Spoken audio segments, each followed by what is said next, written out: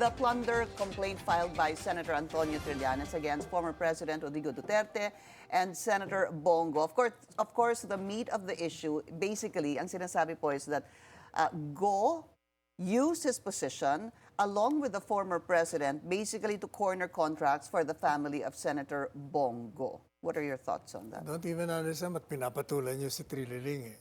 He has been lying. All the accusations that he has thrown against the Dutertes, hindi naman niya naprubahan, di ba? Tingin ko, pinagtatakpan niya yung flood control projects at gusto niya i-focus dito sa mga kalaban. Sa kalaban niya. Yan ang nakikita ko niya. Kasi kung totoo yan, bakit di niya nilabas noon pa yan? At the time of Duterte was president, ang media sa kanya, antindi, di ba?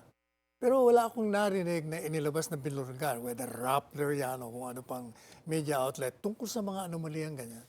Hindi lumabas yan. There Wala. were two issues about that, I recall. Number one was, I think he did file before the DOJ.